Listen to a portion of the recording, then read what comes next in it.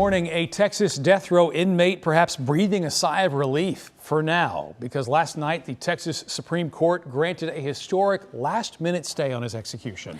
Robert Roberson has more time to plead for clemency now. He was scheduled to be executed at 6 o'clock last night, and even though it didn't happen, this is not the end of his fight. Natalie Haddad joins us from our newsroom with the latest this morning, Natalie, because there have been a lot of twists and turns in this case in general and especially in the last 24 hours. Absolutely. The word unprecedented is used often these days, but this is truly so, especially when you think about bipartisan lawmakers stepping in to save this death row inmate's life. For now. Now, in the hours leading up to it yesterday, it was pretty chaotic. Just 90 minutes before it was scheduled to happen, a judge granted a temporary restraining order to halt Robert Roberson's execution.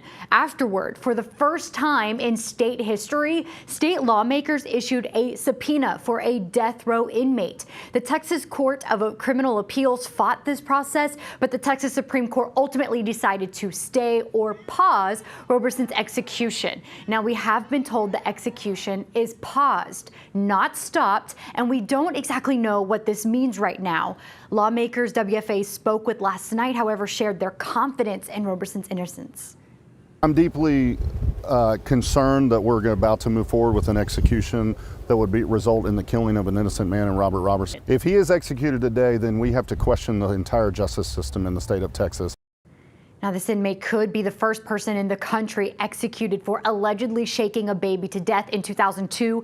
Prosecutors have long said that Roberson abused his daughter, but his attorneys and a growing number of experts say the science behind shaken baby syndrome no longer holds up. Supporters of the inmate innocence gathered outside the jail he was scheduled to die in. My grandmother taught me that two wrongs don't make a right. I still believe that.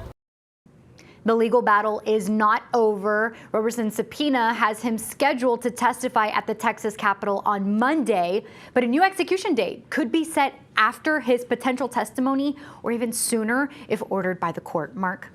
Natalie, a minute-by-minute case for sure. Thanks for the update this morning.